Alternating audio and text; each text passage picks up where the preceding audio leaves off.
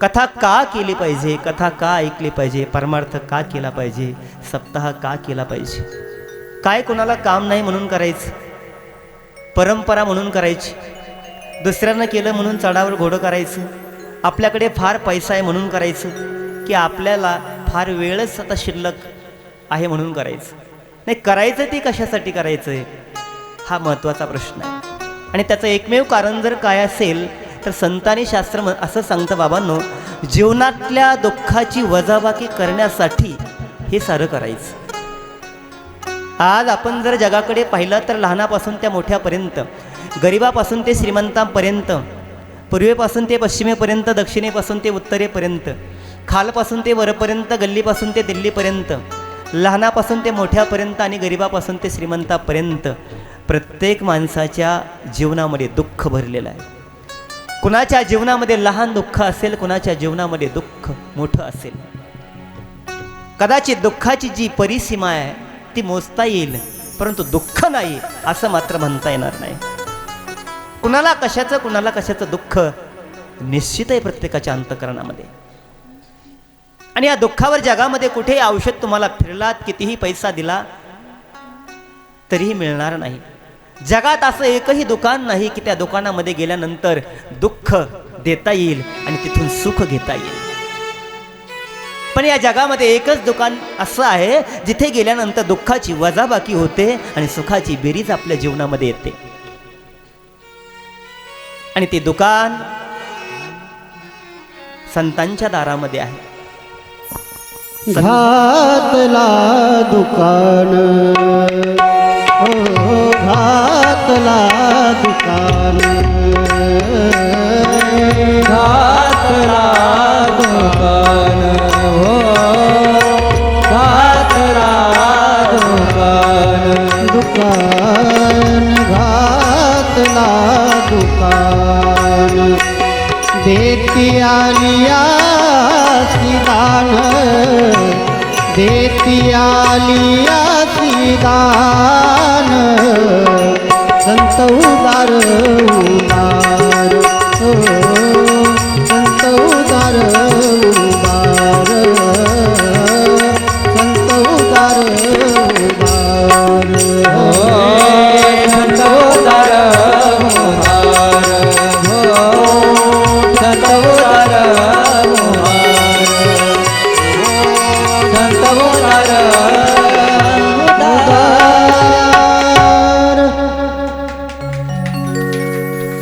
तुकोबारा म्हणतात, घातला दुकान,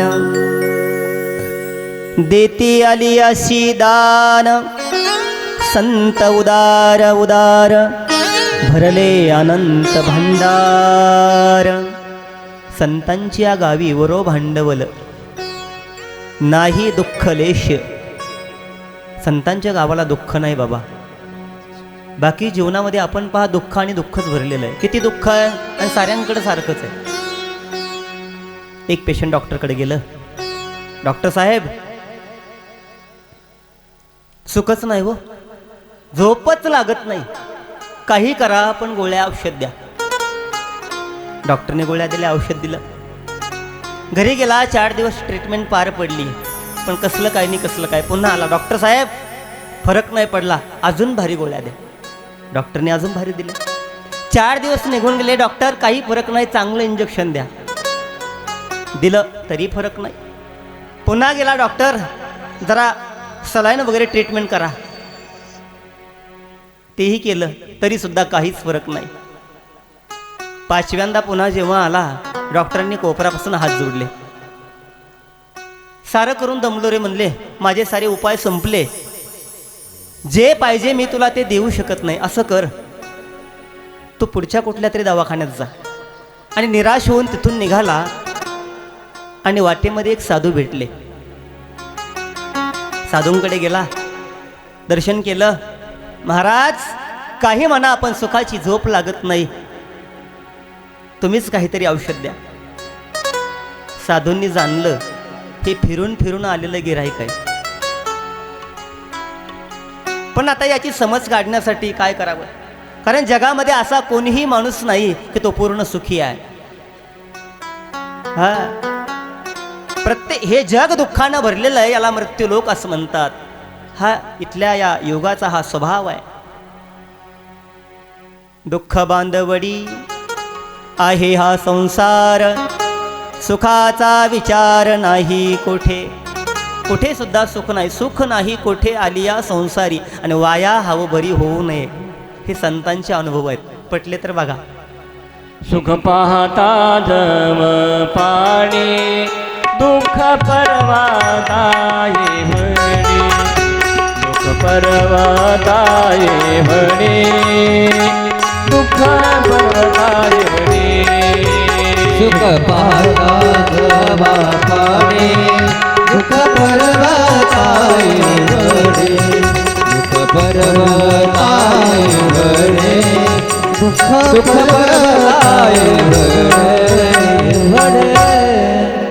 बस अतिशय सुंदर प्रमाण. सुख पाहता जवा पाडे. जव म्हणजे लहानसं ती वस्तू आहे, जवस.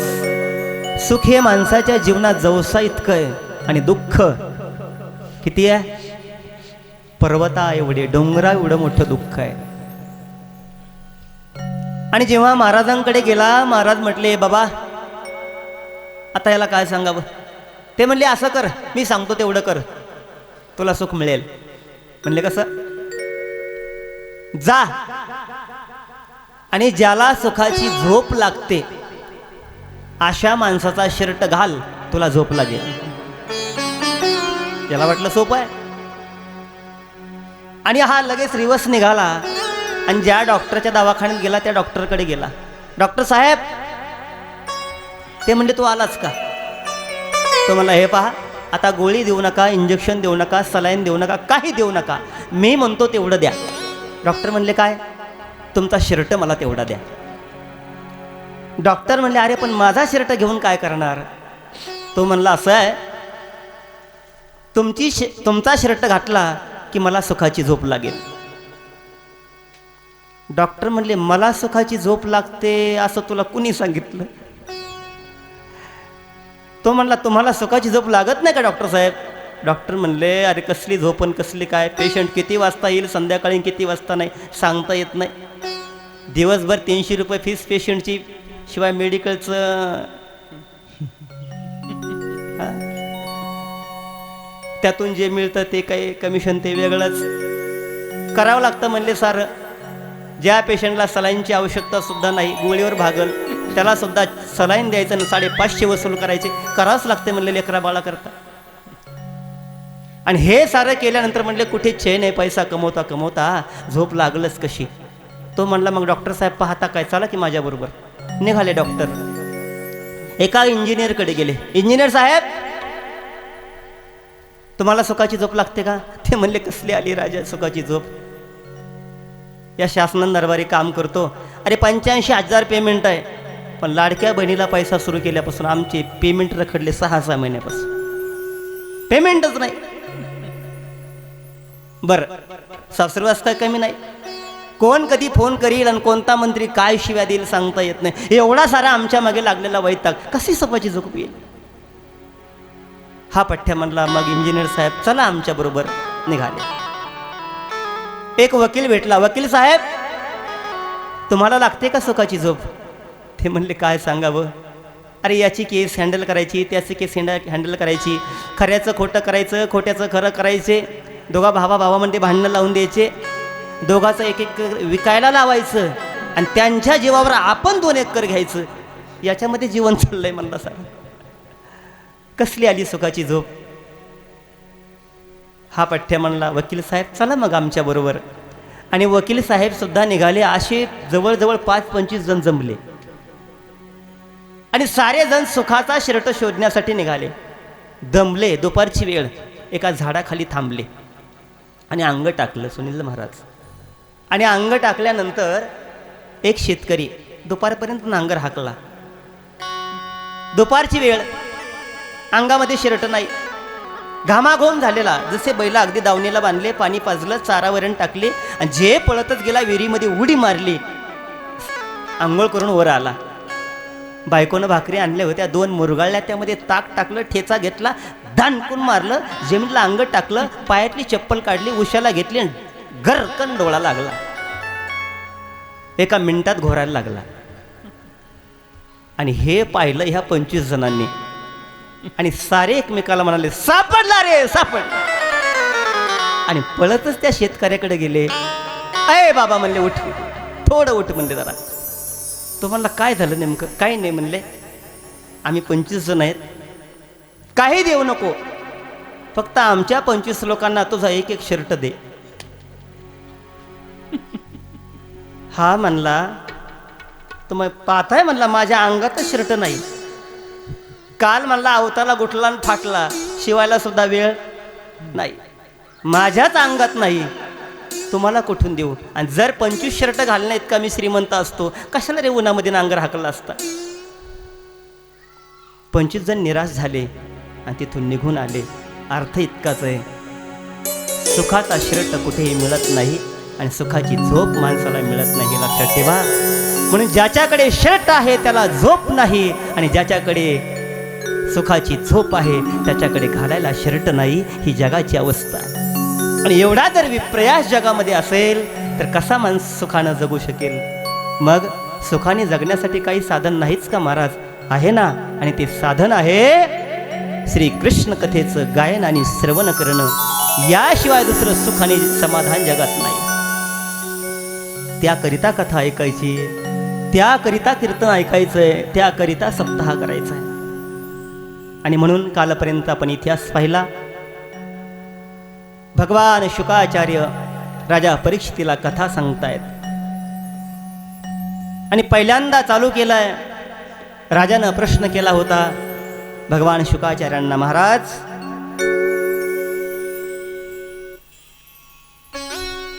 मरणाच्या दारात टेकलेल्या माणसानं काय केल्यानंतर त्याचा उद्धार होईल? आणि याच प्रश्नाचं उत्तर देण्यासाठी भगवान शुकाचार्य राजाला कथा सांगायला लागलेले आहेत. आणि मग भगवंताच्या संबंधाने अनेक प्रश्न करायला सुरुवात केलेली आहे. एक एक प्रश्न राजाने विचारावा आणि त्या प्रत्येक प्रश्नाचं उत्तर शुकाचार्यांनी राजाला अलगदपणे सोप्या भाषेमध्ये त्याला समजेल आणि उमजेल अशा प्रकारे द्यावं. राजाला आनंद होत होता, राजाला आनंदाच्या उकळ्या फुटत होत्या. 7 दिवस आपला मृत्यू होणार आहे हे मात्र आता राजा विसरून गेलेला आहे. आणि सर्वांगाचे कान करून तल्लीन होऊन एक रूप होऊन कथा श्रवण करू लागलेला आहे. शुकाचार्य म्हणतात, राजा ऐक.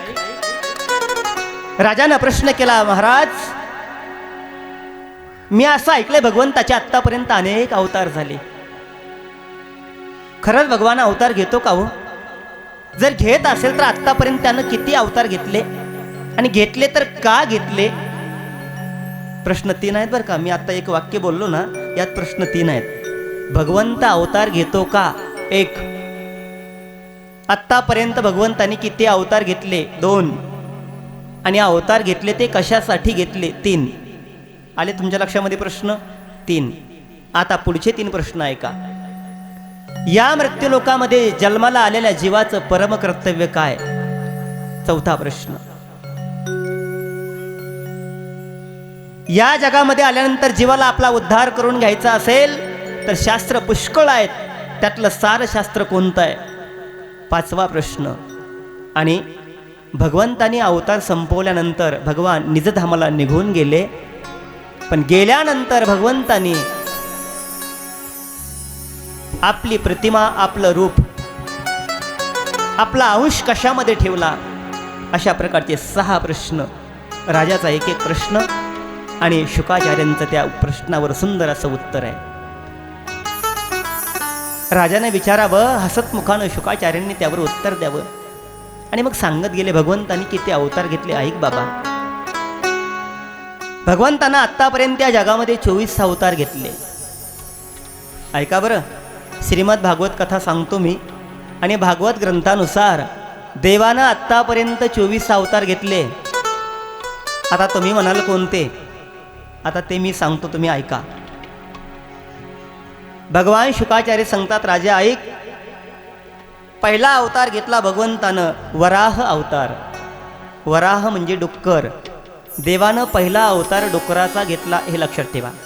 का घेतला, चालता चालता एक एक 4-2 सेकंदामध्ये तेही सांगून जातो, साऱ्याने लक्ष ठेवून ऐका. वराह अवतार देवानं घेतला, पहिला अवतार. का घेतला?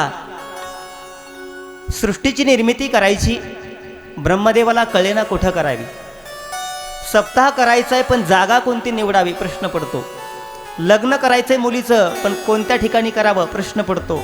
तसा सृष्टी निर्माण करायची कुठे करावी प्रश्न आहे. त्या ठिकाणी पाणी पाहिजे, त्या ठिकाणी हवा पाहिजे, त्या ठिकाणी झाडं झुडपं पाहिजे, त्या ठिकाणी अनुकूल वातावरण पाहिजे, माणसाला राहता येईल, नीट बसता येईल, नीट खाता येईल, नीट पिता येईल, अशी व्यवस्था पाहिजे. मग अशी व्यवस्था आहे कुठं? ती पृथ्वीवर आहे. मग पृथ्वी कुठे आहे? पृथ्वी एका राक्षसानं पाताळामध्ये नेऊन ठेवली, समुद्राच्या तळाला नेऊन ठेवली. म्हणजे मग ती आणायचं काम कोण करणार? त्यासाठी देवानं स्पेशल अवतार घेतला. त्या अवताराचं नाव आहे वराह अवतार. आणि इथेच भगवंताचा पहिला अवतार झालेला आहे. बोलिये वराह भगवान की. भगवंताचे सारे अवतार मी तुम्हाला अगदी 5 मिनिटात सांगून जाणार आहे. दुसरा अवतार भगवंतानं घेतला सनक, सनंदन, सनातन आणि सनत कुमार हा अवतार. कशासाठी? देवाचं भजन करण्यासाठी. तिसरा अवतार नारद अवतार. कशासाठी? भगवंताच्या भक्तीचा प्रचार आणि प्रसार करण्यासाठी. चौथा अवतार आहे नरनारायणाचा अवतार. एकाच आईच्या पोटी नर आणि नारायण, देव आणि भक्ताचं एकत्र रूप जन्माला आलं. त्याचं नाव आहे नर आणि नारायण. या सुद्धा अवतारामध्ये दोघांनीही धर्माची स्थापना करण्याचा फार सुंदर प्रयत्न केलेला आहे. पाचवा अवतार आहे देवाचा कपिल अवतार. या अवतारामध्ये भगवंताने आपल्या आईला सांख्ययोग नावाचं शास्त्र सांगितलेलं आहे. थोडं जड जाईल 2 मिनिट पण ऐका. 6वा अवतार आहे दत्तात्रयाचा. आपल्या सारांनाच माहीत आहे दत्तात्रयानं ज्यांच्या पोटी अवतार घेतला ते वडील आणि ती आई. मला जर कोणी सांगितलं तर बरं होईल, भगवान दत्तात्रयांचे आई वडील कोण? हॅलो हिवरवाडी.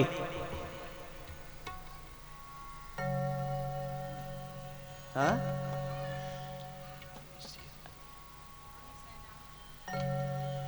वा छान. आईचं नाव आहे अनसुया माता आणि वडिलांचं नाव आहे अत्री महर्षी. आता तुम्ही सर्वजण लक्षात ठेवायसाठी मी मुद्दाम प्रश्न केला बरं, लक्षात ठेवत चला. 6वा अवतार दत्तात्रय मुनींचा. का? जगामध्ये साधू भक्ती काय असते हे जगाला शिकवण्यासाठी दत्तात्रयाचा अवतार. 7वा अवतार आहे यज्ञदेवाचा अवतार. या जगामध्ये धर्मस्थापन केल्यानंतर आणि त्या धर्माची स्थापना केल्यानंतर जर देव प्राप्त करायचा असेल तर यज्ञ कशा मार्गाने करावा या ठिकाणी यज्ञपुरुषाचा अवतार भगवंताने घेतला. 8वा अवतार आहे ऋषभदेवांचा अवतार. जैन धर्मामध्ये आज सुद्धा ज्यांना प्रथम अवतार मानतात ते ऋषभदेव. आणि यात ऋषभदेवांपासून खऱ्या अर्थाने जैन धर्माची निर्मिती झालेली आहे. त्या ऋषभदेव भगवंताचा अवतार हा 8वा अवतार आहे. 9वा अवतार आहे पृथ्वीराजाचा अवतार. ज्यानं पृथ्वीमध्ये सुंदर प्रकारे योगदान देऊन या पृथ्वीला अतिशय सुंदर आणि नाजूक करण्याचा प्रयत्न केला ते आहेत पृथ्वीराजा. तो आहे 9वा अवतार. त्यानंतर भगवंताचा झाला तो 10वा अवतार. त्याचं नाव आहे मत्स्य अवतार. हा मत्स्य अवतार का घेतला? जेव्हा त्रैलोक्य बुडू लागलं, हे सर्व त्रैलोक्य बुडायला लागलं, तेव्हा त्याला तारण्यासाठी भगवंतानी मत्स्य अवतार घेतला. त्यानंतर 11वा अवतार आहे कच्छ अवतार. जेव्हा समुद्र मंथन झालं, वासुकी नावाचा सर्प त्याची दोरी केली, मंदार पर्वताची रवी केली आणि देव आणि दैत्यांनी मंथन करायला सुरुवात केलेली आहे. पण गंमत अशी, ती उभा केलेला पर्वत, ती रवी, तो खाली खाली चालला. तो खाली जाऊ नये म्हणून त्या रवीच्या खाली आपली पाठ देण्यासाठी भगवंताने कच्छ म्हणजे कासवाचा अवतार घेतला. त्यानंतर 12वा अवतार धन्वंतरी अवतार आहे. भगवंताने धन्वंतरी अवतार का घेतला? या जगाला आयुर्वेदाचा उपदेश करण्यासाठी आणि आपलं शरीर रोगमुक्त करण्यासाठी धन्वंतरी अवतार झालेला आहे. त्यानंतर 13वा अवतार आहे मोहिनी अवतार.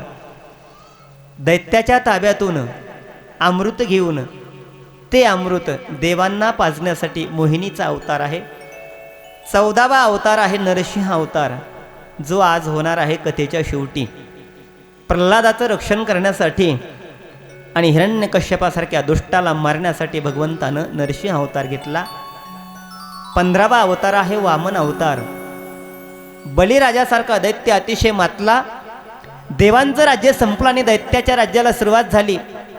लोकांना त्रास होऊ लागला, म्हणून त्याही बळीला पाताळात घालण्यासाठी भगवंतानं वामन अवतार घेतला.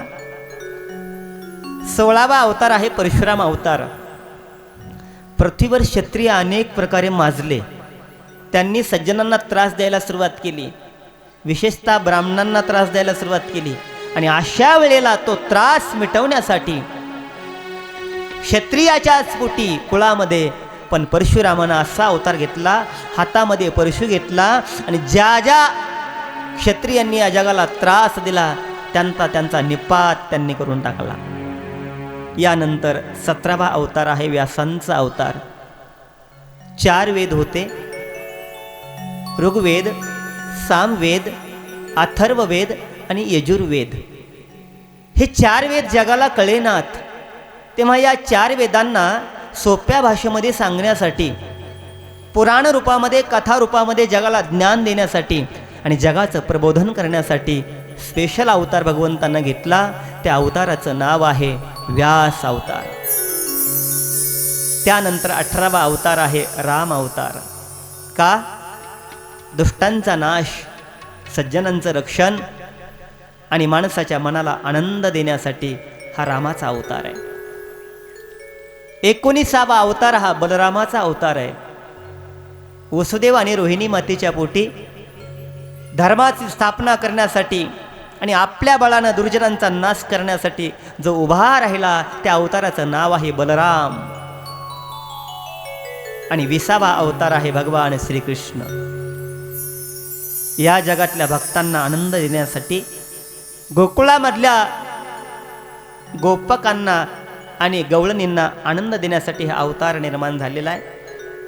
यानंतर 21वा अवतार आहे तो बुद्धावतार, म्हणजे आपल्या पंढरपुरामधील भगवान श्री पांडुरंगाचा अवतार. 21वा अवतार आहे, लक्षात ठेवा. 22वा अवतार कलंकी अवतार. तो होणार आहे, अजून तो झालेला नाही. ज्या दिवशी होईल त्या दिवशी जे जे भक्त आहेत मंडपमध्ये येऊन बसलेत तेच जगणार आहेत. आता पुढचं बोलू का? कारण ते भयानक अवतार असणार आहे. 22 अवतार. आणि 23वा अवतार आहे हयग्रीव नावाचा अवतार. हयग्रीव म्हणजे तोंड असणार आहे घोड्यासारखं, आणि तो येऊन या जगाला खऱ्या अर्थाने आपल्या या आगळ्या वेगळ्या आकृतीनं जगाला धर्ममार्गाला लावण्याचा प्रयत्न त्यानं केला. आणि 24वा अवतार आहे हंस अवतार, ज्यानं ब्रह्मदेवाला सुद्धा गीता सांगितली, ज्ञान दिलं. अशा प्रकारे 24 अवतार मी आपल्यासमोर मांडले. आणि हेच चिंतन भगवान शुकाचार्यांनी राजा परीक्षितीला केलेलं आहे. राजा परीक्षितीनं पुन्हा एकदा प्रश्न केला, महाराज, जेव्हा सृष्टी रसातळाला नेऊन घातली, पृथ्वी रसातळाला नेऊन घातली, तेव्हा देवानं ती वर कशी आणली? हे सुरुवातीचा काळ. आपल्या कपाशीला दोड्या आल्या होत्या आणि बऱ्याच रानामध्ये असं उकरलेलं तुम्हाला दिसलं असेल. ते उकरण्याचं काम कोणी केलं? डुकरानं. आणि दातानं उकरणे, लक्षात ठेवा. एवढी मुसंडी त्याची भारी असते. आणि भगवंतानं स्पेशल अवतार त्या रूपामध्ये घेतला.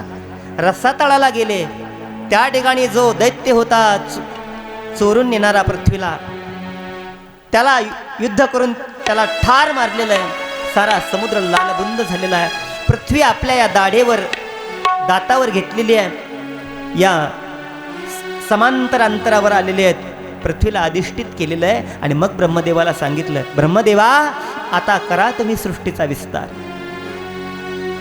राजानं हे ऐकलं आणि राजाला पुन्हा प्रश्न पडला, महाराज मला आता एक प्रश्न आहे. जगामध्ये देवानं सृष्टीचं निर्माण केलं. ब्रह्मदेवाचा जन्म विष्णूच्या नाभी कमळापासून झाला, काल आम्ही ऐकलं. त्यानंतर ब्रह्मदेवाच्याच एका अंशापासून पुरुष निर्माण झाला, स्त्री निर्माण झाली. आता त्यांची नावं तुम्हाला कोण सांगल? पहिला पुरुष आणि पहिली स्त्री. तुम्ही ऐकलंय की नाही काल? आता ताई तुम्ही नाही सांगायचं.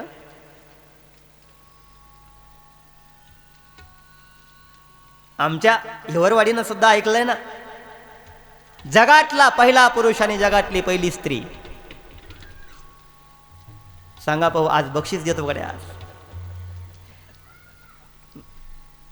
सर यांना किती रुपये देऊ? का सुट्टे काढू? 5,000 रुपये द्या. अरे वा वा, क्या बात है. सांगा, पहिला पुरुष पुरुष सांगतील आणि पहिली स्त्री स्त्री सांगेल. पहिला पुरुष. आता अशी कथा ऐकल्यावर मी कसं सांगायचं? हा, सांगितलं. हा,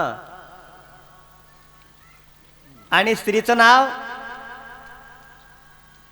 आता मी सांगतो, शतरूपा.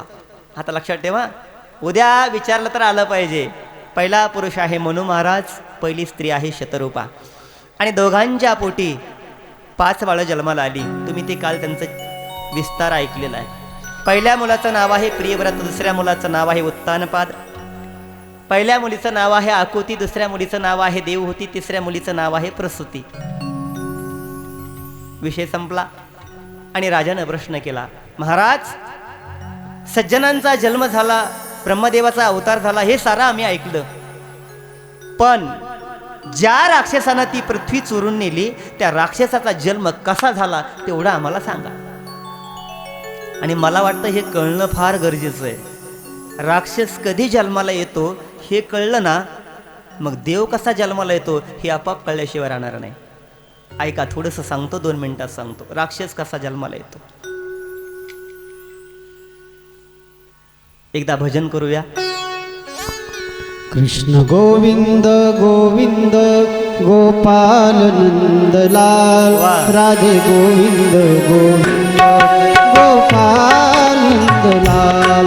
कृष्ण गोविंद गोविंद गोपाल नंदलाल, राधे गोविंद गोविंद गोपाल नंदलाल. गोविंद गोविंद गोपाल, राधे गोविंद गोविंद नंदलाल. कृष्ण गोविंद गोविंद गोपाल नंदलाल, राधे गोविंद गोविंद गोपाल नंदलाल. सब लोग गाओ. गोविंद गोविंद गोपाल. हॅलो, नंदलाल, मला थोडा राधे गोविंद गोविंद थोडासा गोपाल नंदलाल. जय गोपाल नंदलाल, गोपाल नंदलाल, गोपाल नंदलाल, जय गोपाल नंदलाल. बोलो. गोपाल नंदलाल, गोपाल नंदलाल, गोपाल नंदलाल. जय गोपाल नंदलाल, गोपाल नंदलाल, गोपाल नंदलाल, हे गोपाल नंदलाल. गोपाल नंदलाल, गोपाल नंदलाल, गोपाल नंदलाल, गोपाल नंदलाल. कृष्ण गोविंद गोविंद गोपाल नंदलाल, जय गोविंद गोविंद गोपाल नंदलाल. कृष्ण गोविंद गोविंद गोपाल नंदलाल, राधे गोविंद गोविंद गोपाल नंदलाल.